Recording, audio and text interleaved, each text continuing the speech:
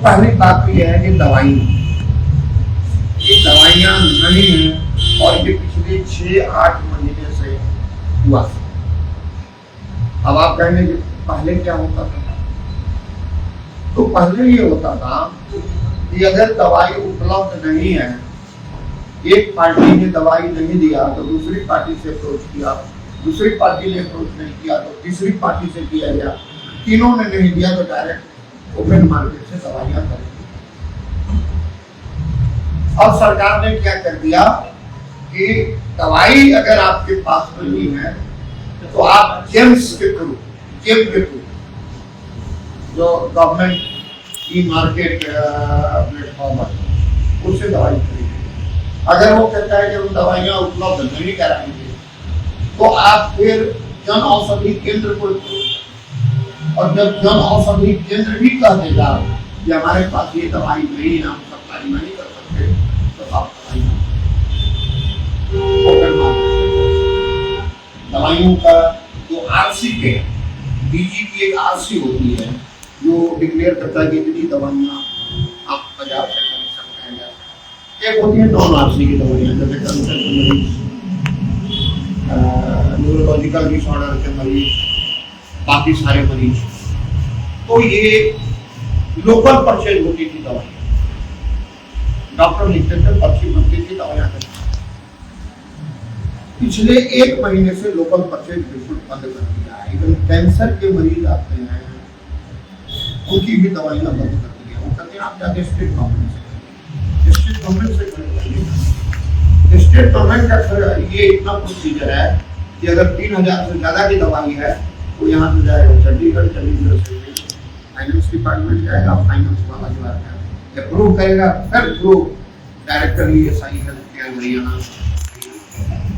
तो इसका मतलब यह है कि दवाइयों के सवाल पर पूरी तरह से स्मैश हो चुका है ये।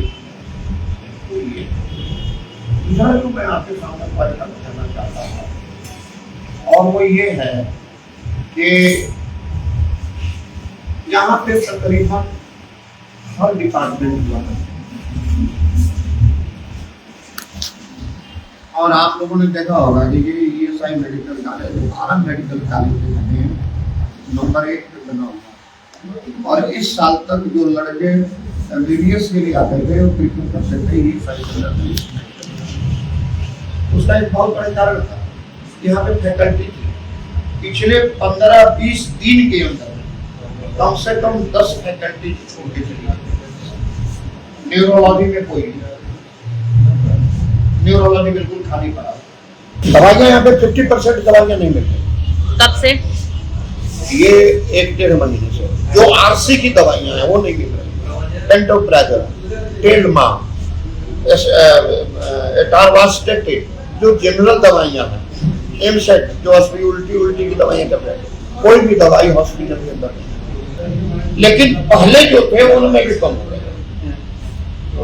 जो पहले थे उनमें भी कम, क्योंकि इंस्ट्रूमेंट आप नहीं खरीद रहे हैं, दवाइयाँ आप नहीं खरीद रहे हैं, तो एक सुपर स्पेशलिस्ट क्यों रहेगा?